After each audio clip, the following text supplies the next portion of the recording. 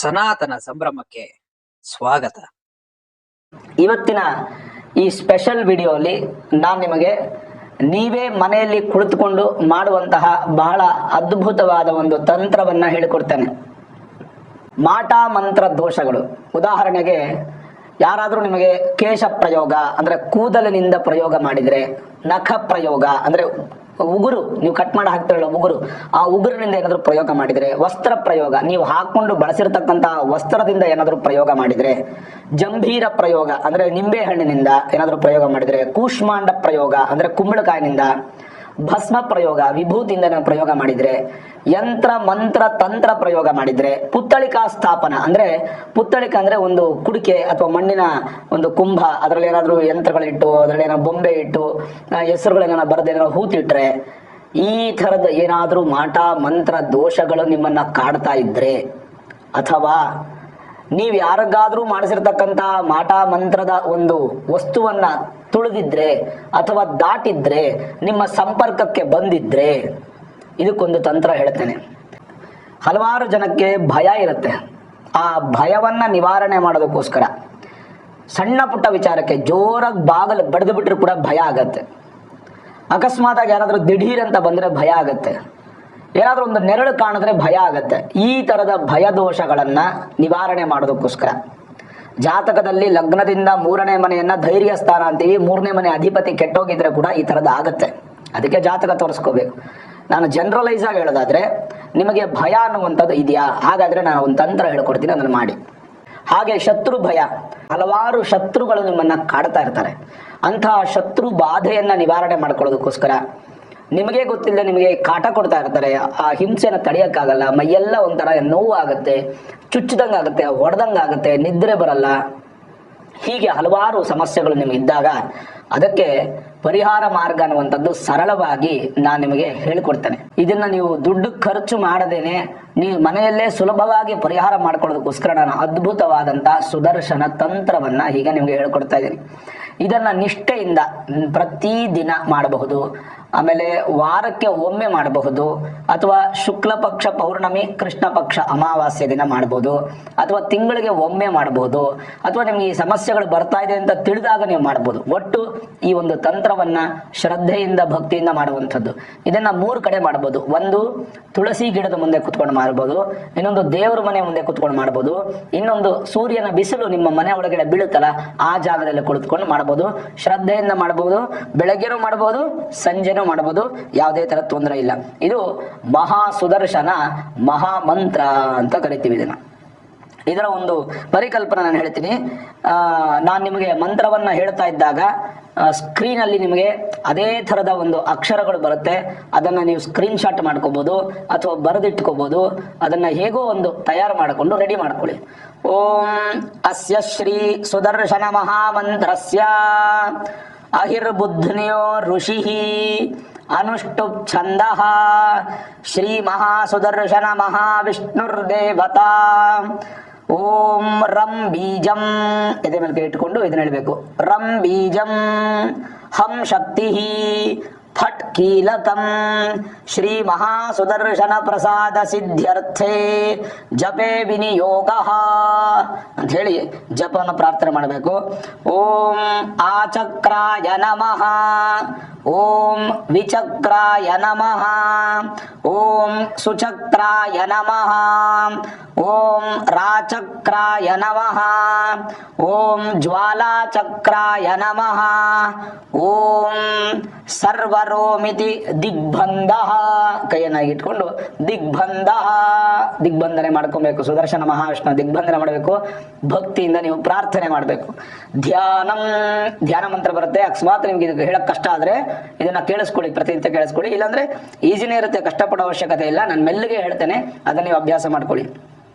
ಶಂಖಂ ಚಕ್ರಂಚ ಚಾಪಂ ಪರಶುಮಸಿಮಿಷಂ ಶೂಲಪಾಶಾಂಕುಶಾಗ್ನಿಂ ಬಿಭ್ರಾಣಂ ವಜ್ರಖೇಟೌ ಹಲಮುಸಲ ಗದಾ ಕುಂತ ಮೃತ್ಯುಗ್ರದಂಷ್ಟ್ರಂ ಜ್ವಾಲಾಕೇಶಂ ತ್ರಿನೇತ್ರಂ ಜ್ವಲದ ನಿಭಂ ಹಾರಕೇಯೂರಭೂಷಂ ಧ್ಯಾಯೇತ್ ಷಟ್ಕೋಣ ಸಂಸ್ಥಂ ಸಕಲ ಪುರಿ ಜನ ಪ್ರಾಣ ಸಂಹಾರ ಚಕ್ರಂ. ಇದು ಧ್ಯಾನ ಆಯಿತು. ಈಗ ಮಂತ್ರ, ಮೂಲ ಮಂತ್ರ. ಈ ಮಂತ್ರವನ್ನೇ ನೀವು ಸರಿಸುಮಾರು 11 ಬಾರಿ, 21 ಬಾರಿ ಅಥವಾ 54 ಬಾರಿ ಅಥವಾ 108 ಬಾರಿ ಅಥವಾ ಯಥಾಶಕ್ತಿಯಾಗಿ ನೀವು ಇದನ್ನು ಜಪ ಮಾಡಬಹುದು. ಮಂತ್ರ ಹೇಗಿದೆ: ಓಂ ಶ್ರೀಂ ಹ್ರೀಂ ಕ್ಲೀಂ ಕೃಷ್ಣಾಯ ಗೋವಿಂದಾಯ ಗೋಪೀಜನವಲ್ಲಭಾಯ ಪರಾಯ ಪರಮ ಪುರುಷಾಯ ಪರಮಾತ್ಮನೆ ಪರಕರ್ಮ ಮಂತ್ರ ಯಂತ್ರ ತಂತ್ರ ಔಷಧ ಅಸ್ತ್ರ ಶಸ್ತ್ರಾಣಿ ಸಂಹರ ಸಂಹರ ಮೃತ್ಯೋರ್ಮೋಚಯ ಮೋಚಯ ಆಯುರ್ವರ್ಧಯ ವರ್ಧಯ ಶತ್ರುನ್ ನಾಶಯ ನಾಶಯ.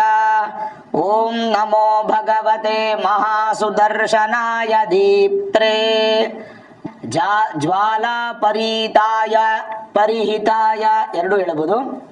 ಜ್ವಾಲಾ ಪರಿಹಿತಾಯ ಸರ್ವದಿಕ್ಷೋಭಣಕರಾಯ ಓಂ ಫಟ್ ಪರಬ್ರಹ್ಮಣೆ ಪರಂಜ್ಯೋತಿಷೆ ಓಂ ಸಹಸ್ರಾರ ಹುಂ ಫಟ್ ಸ್ವಾಹ. ಇದು ಮಂತ್ರ. ಇನ್ನೊಮ್ಮೆ ನಾನು ಹೇಳ್ಬಿಡ್ತೀನಿ, ಇದು ಮೆಲ್ಲಗೆ ಹೇಳಿದೆ, ಸ್ಪೀಡಾಗಿ ಹೇಳ್ಬಿಡ್ತೀನಿ ನಾನು. ಓಂ ಶ್ರೀಂ ಹ್ರೀಂ ಕ್ಲೀಂ ಕೃಷ್ಣಾಯ ಗೋವಿಂದಾಯ ಗೋಪೀಜನವಲ್ಲಭಾಯ ಪರಾಯ ಪರಮ ಪುರುಷಾಯ ಪರಮಾತ್ಮನೆ ಪರಕರ್ಮ ಮಂತ್ರ ಯಂತ್ರ ಔಷಧ ಅಸ್ತ್ರ ಶಸ್ತ್ರಾಣಿ ಸಂಹರ ಸಂಹರ ಮೃತ್ಯೋರ್ಮೋಚಯ ಮೋಚಯ ಆಯುರ್ವರ್ಧಯ ವರ್ಧಯ ಶತ್ರುನ್ ನಾಶಯ ನಾಶಯ. ಓಂ ನಮೋ ಭಗವತೆ ಮಹಾಸುದರ್ಶನಾಯ ದೀಪ್ತ್ರೇ ಜ್ವಾಲಾ ಪರಿಹಿತಾಯ ಸರ್ವದಿಕ್ಷೋಭಣಕರಾಯ ಓಂ ಫಟ್ ಪರಬ್ರಹ್ಮ ಪರಂಜ್ಯೋತಿಷೆ ಓಂ ಸಹಸ್ರಾರ ಹುಂ ಫಟ್ ಸ್ವಾಹ. ಇದು ಪ್ರಧಾನ ಮಂತ್ರ.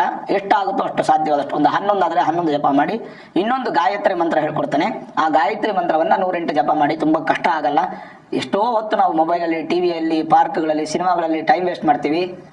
ನಮಗೋಸ್ಕರ, ನಮ್ಮ ಒಳ್ಳೇದಕ್ಕೋಸ್ಕರ ಅರ್ಧ ಗಂಟೆ ಅಥವಾ 3/4 ಗಂಟೆ ಕೂತ್ಕೊಂಡು ಭಗವಂತನ ಸ್ಮರಣೆ ಮಾಡುವಂಥದ್ದು ತಪ್ಪೇನಿಲ್ಲ. ಗಾಯತ್ರಿ ಮಂತ್ರ ಹೇಗಿದೆ: ಓಂ ಸುದರ್ಶನಾಯ ವಿದ್ಮಹೇ ಮಹಾಜ್ವಾಲಾಯ ಧೀಮಹಿ ತನ್ನಶ್ಚಕ್ರಃ ಪ್ರಚೋದಯಾತ್. ಸುದರ್ಶನಾಯ ವಿದ್ಮಹೇ ಮಹಾಜ್ವಾಲಾಯ ಧೀಮಹಿ ತನ್ನಶ್ಚಕ್ರಃ ಪ್ರಚೋದಯಾತ್.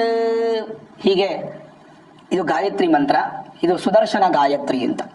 ಆ ಗಾಯತ್ರಿ ಮಂತ್ರವನ್ನು ಜಪ ಮಾಡೋದ್ರಿಂದ ಕೂಡ ನಿಮಗೆ ಬಹಳ ಒಳಿತನ್ನ ನೀವು ಕಾಣಬಹುದು. ಏನು ಗುರುಗಳೇ, ನಾವು ಮಾಂಸವನ್ನು ತಿಂತೀವಿ, ನಾನ್ ವೆಜಿಟೇರಿಯನ್ಸ್ ಆಗಿದ್ದೀವಿ, ನಾವು ಇದನ್ನ ಜಪ ಮಾಡಬಹುದೇ ಅಂತಂದ್ರೆ, ಸಾಧಾರಣವಾಗಿ ಈ ಒಂದು ಜಪವನ್ನ ಸೂತಕ ಇದ್ದವರು, ಪುರುಡಿದ್ದವರು ಇದನ್ನ ಮಾಡಬಾರದು. ಹೆಣ್ಣು ಮಕ್ಕಳು ಮಾಸಿಕ ಕರೆ ಆಗಿದ್ರೆ ಇದನ್ನ ಮಾಡಬಾರದು. ಗಂಡು ಮಕ್ಕಳು ಸರ್ವದಾ ಶತಧಾ ನೀವು ಇದನ್ನ ಮಾಡಿ ಬಹಳ ಒಳ್ಳೆಯದು. ಇದನ್ನ ದೇವರ ಮನೆ ಮುಂದೆ ಮಾಡಬಹುದು ಕೂತ್ಕೊಂಡು, ತುಳಸಿ ಗಿಡದ ಮುಂದೆ ಕೂತ್ಕೊಂಡು ಮಾಡಬಹುದು, ಅಥವಾ ಸೂರ್ಯನ ಬಿಸಿಲು ಬೀಳುವಂತ ಸಂದರ್ಭದಲ್ಲಿ ಮಾಡಬಹುದು. ನಾನು ಯಾವಾಗ ಹೇಳಿದೆ ನಿಮಗೆ, ಬೆಳಗಿನ ಜಾವ ಮಾಡ್ಲಿಕ್ಕೆ ಹೇಳಿದೆ. ಬೆಳಗಿನ ಜಾವ ಅಂದ್ರೆ ಒಂದು 5 ಗಂಟೆ, 6 ಗಂಟೆ, 7 ಗಂಟೆ, ಮ್ಯಾಕ್ಸಿಮಮ್ 8 ಗಂಟೆ ಒಳಗಡೆನೆ ನೀವು ಇದನ್ನ ಜಪವನ್ನ ಮಾಡಬೇಕು ಅಂತ ನಾನು ಬಹಳ ಸ್ಪಷ್ಟವಾಗಿ ಹೇಳ್ತಾ ಇದ್ದೀನಿ. ಇನ್ ಕೇಸ್ ಅಕಸ್ಮಾತ್ ನೀವು ಮಧ್ಯಾಹ್ನದ ಊಟ ಈರುಳ್ಳಿ ಬೆಳ್ಳುಳ್ಳಿ ನಾನ್ ವೆಜ್ ಹತ್ರ ತಿಂದಿದ್ರೆ ಸಂಜೆ ಮಾಡೋ ಹಂಗಿಲ್ಲ. ಬೆಳಗ್ಗೆ ಆದ್ರೆ ನೀವು ಎದ್ದು ಸ್ನಾನ ಮಾಡಿರ್ತೀರ, ಶುಚಿರ್ಭೂತರಾಗಿರ್ತೀರ, ಹಿಂದಿನ ದಿನ ನಾನ್ ವೆಜ್ ತಿಂದಿದ್ರು ಅದೆಲ್ಲ ಜೀರ್ಣ ಆಗೋಗಿರುತ್ತೆ. ಹಾಗಾಗಿ ಯಾವುದೇ ಅದರದ ಅಂಶ ನಿಮ್ಮಲ್ಲಿ ಇರೋದಿಲ್ಲ. ಹಾಗಾಗಿ ಬೆಳಗ್ಗೆ ಎದ್ದು ಇದನ್ನು ಜಪ ಮಾಡುವಂಥದ್ದು ಬಹಳ ಒಳ್ಳೆಯದು. ಈ ಒಂದು ಜಪವನ್ನ, ಈ ತಂತ್ರವನ್ನ, ಈ ಮಂತ್ರವನ್ನ ನೀವು ಪ್ರತಿನಿತ್ಯ ಪಠಿಸಿದ್ದಾದರೆ ಖಂಡಿತವಾಗ್ಲು ಸಮಸ್ಯೆಗಳು ಅನ್ನುವಂತಹದ್ದೇನಿದೆ, ಶತ್ರು ಬಾಧೆ ಆಗಬಹುದು, ದೃಷ್ಟಿ ಬಾಧೆ ಆಗಬಹುದು, ಅಥವಾ ನಿಮಗಿರ್ತಕ್ಕಂಥ ಮಾಟಮಂತ್ರ ಯಂತ್ರ ಮಂತ್ರ ದೋಷಗಳಾಗಬಹುದು, ಯಾವುದೇ ತರದ ಕೃತ್ರಿಮ ಬಾಧೆ ಆಗಬಹುದು, ಮಾರಣ ಉಚ್ಚಾಟನ ಸ್ತಂಭನ ಮೋಹನ ಆಕರ್ಷಣ ವಿದ್ವೇಷಣ ಯಂತ್ರ ಮಂತ್ರ ತಂತ್ರಾದಿ ಕೃತ್ರಿಮ ದೋಷ ಪ್ರಯೋಗ ನಿವಾರಣಾರ್ಥಂ ಅಂತ ಹೇಳಿ ನಾವು ಬಹಳ ಸ್ಪಷ್ಟವಾಗಿ ಹೇಳ್ತೀವಿ. ಇದರದ್ದೇ ಇನ್ನೊಂದು ಮಂತ್ರ ಇದೆ. ಆ ಮಂತ್ರವನ್ನ ನಾನು ನಿಮ್ಗೆ ಹೇಳ್ಕೊಡೋದಿಲ್ಲ, ಬಟ್ ನಾನು ಹೇಳ್ತೀನಿ, ನೀವು ಅದನ್ನು ಸ್ಪಷ್ಟವಾಗಿ ಹೇಳಿ ಕಷ್ಟ ಆಗುತ್ತೆ, ಅದನ್ನು ಸ್ವಲ್ಪ ರೌದ್ರವಾಗಿರುತ್ತೆ. ನಮಶ್ಚಕ್ರಾಯ ಮಹಾಜ್ವಾಲ ಮಹಾದೀಪ್ತಿ ರೂಪಾಯ ಸರ್ವ ದುಷ್ಟ ಭಯಂಕರಾಯ ಚಿಂದಿ ಚಿಂತಿ ಪರತಂತ್ರಾನ್ ಗ್ರಾಸಯ ಗ್ರಾಸಯ ಭಕ್ಷಯ ಭಕ್ಷಯ ಭೂತಾನಿ ದ್ರಾಸಯ ದ್ರಾಸಯ ಪಿಶಾಚೋ ಉಚ್ಚಾಟಯ ಉಚ್ಚಾಟಯ ಸರ್ವತೋ ಮಾಂ ರಕ್ಷ ರಕ್ಷ ಮಹಾಬಲಾಯ ಓಂ ಫಟ್ ಮಹಾಸುದರ್ಶನಾಯ ಸ್ವಾಹ. ಇದು ಸ್ವಲ್ಪ ರೌದ್ರವಾದ ಮಂತ್ರ. ಈ ಮಂತ್ರ ನಿಮಗೆ ಬೇಡ. ಒಮ್ಮೆ ಯಾವತ್ತಾದ್ರೂ ತುಂಬಾ ಕಷ್ಟ ಆಗ್ಬಿಟ್ಟಿದೆ ಅಂತಂದ್ರೆ ಅವಾಗ ಇದನ್ನೊಂದು 10 ಸಲ ಕೇಳಿಸ್ಕೊಳ್ಳಿ ಅಥವಾ 1-2 ಸಲ ಕೇಳಿಸ್ಕೊಳ್ಳಿ ಬಿಟ್ರೆ ಈ ಮಂತ್ರವನ್ನ ಶ್ರವಣ ಮಾಡ್ಲಿಕ್ಕೆ ಹೋಗ್ಬೇಡಿ. ಇದು ಇದನ್ನ ನೀವು ಕೇಳಿಸ್ಕೊಂಡ್ರೆ ಸಾಕು, ಇದನ್ನ ಜಪ ಮಾಡೋದು ಬೇಡ. ನಾನು ಈ ಹಿಂದೆ ಹೇಳ್ಕೊಟ್ಟಂತ ಮಂತ್ರವನ್ನ ಜಪ ಮಾಡಿ, ಖಂಡಿತವಾಗಲೂ ನಂಬಿಕೆ ಇಟ್ಟು ಜಪ ಮಾಡಿ, ಅದ್ಭುತವಾದಂತ ವಿಶೇಷ ವಿಶಿಷ್ಟವಾದಂತ ಫಲವನ್ನ ನೀವು ಹೊಂದೋದು ಅನ್ನೋದು ಸತ್ಯವಾದಂತ ವಿಚಾರ. ಒಮ್ಮೆ ಪ್ರಯತ್ನ ಮಾಡಿ ನೋಡಿ, ಎಷ್ಟು ಹಗುರ ಆಗುತ್ತೆ ನಿಮ್ಮ ಮೈ, ನಿಮ್ಮ ಮನಸ್ಸು ಹಗುರ ಆಗುತ್ತೆ, ನಿಮ್ಮ ಜೀವನದಲ್ಲಿ ಒಂದು ಆಶಾಕಿರಣ ಉತ್ಪತ್ತಿ ಆಗುತ್ತೆ, ಒಂದು ಬೆಳಕು ಉತ್ಪತ್ತಿ ಆಗುತ್ತೆ. ಅದರಿಂದ ಸಂತೋಷ, ಸಡಗರ, ಸಂಭ್ರಮ ನಿಮ್ಮ ಮನೆ ಮಾಡುತ್ತೆ. ನೀವು ಚೆನ್ನಾಗಿರ್ತೀರಾ, ನಿಮ್ಮ ಕುಟುಂಬನೂ ಚೆನ್ನಾಗಿರುತ್ತೆ. ಎಲ್ಲರೂ ಚೆನ್ನಾಗಿ ಆದ್ಮೇಲೆ ನನಗೆ ಒಂದು ಕಮೆಂಟ್ ಮಾಡಿ, ಗುರುಗಳ ಈ ಮಂತ್ರದ ಪ್ರಯೋಗದಿಂದ ನನಗೆ ಒಳ್ಳೇದಾಗಿದೆ ಅಂತ ನನಗೊಂದು ಕಮೆಂಟ್ ಮಾಡಿ. ಹಾಗಾಗಿ ನಿಮ್ಮೆಲ್ಲರ ಒಳಿತಿಗಾಗಿ ಇವತ್ತು ಇದೊಂದು ರಹಸ್ಯ ಮಂತ್ರ ಅಂತಾನೆ ಹೇಳ್ಬೋದು. ಸುಮಾರು ಜನ ಅಪೋಸ್ ಮಾಡ್ತಾರೆ, ನಾನು ಇದನ್ನ ನಿಮ್ಗೆ ಹೇಳ್ಕೊಟ್ಟಿದ್ದು ಕೂಡ, ಇದನ್ನ ಹೆಂಗೆ ಹೇಳ್ಕೊಟ್ಬಿಡ್ತೀರಾ ಪುರೋಹಿತರು ಮಾಡುವಂಥದ್ದು ಅಂತ ಸುಮಾರು ಜನ ಅಪೋಸ್ ಮಾಡ್ತಾರೆ. ನೀವೆಲ್ಲರಿಗೂ ಒಳಿತಾಗಬೇಕು ಅಂತ ಋಷಿ ಮುನಿಗಳ ಒಂದು ಮೂಲ ಗ್ರಂಥ, ಸೂಕ್ಷ್ಮ ಗ್ರಂಥಗಳಲ್ಲಿ ಉಲ್ಲೇಖ ಆಗಿರ್ತಕ್ಕಂಥ ವಿಚಾರವನ್ನ ನಾನು ನಿಮ್ಗೆ ತಿಳಿಸ್ಕೊಟ್ಟಿದ್ದೀನಿ. ಇದನ್ನ ಕಲಿತು ಅಭ್ಯಾಸ ಮಾಡಿ ಖಂಡಿತ ನಿಮ್ಗೆಲ್ಲ ಒಳ್ಳೇದಾಗ್ಲಿ. ಈ ವಿಡಿಯೋ ನಿಮಗೊಬ್ಬರಿಗೆ ಅನುಕೂಲ ಆದ್ರೆ ಸಾಕ, ಯಾರ್ಯಾರು ಕಷ್ಟದಿಂದ ಬಳಲ್ತಾ ಇದ್ದಾರೋ ಅವ್ರಿಗೆಲ್ಲರಿಗೂ ಶೇರ್ ಮಾಡಿ, ಲೈಕ್ ಮಾಡಿ. ಸರ್ವೇ ಜನಾಃ ಸುಖಿನೋ ಭವಂತು.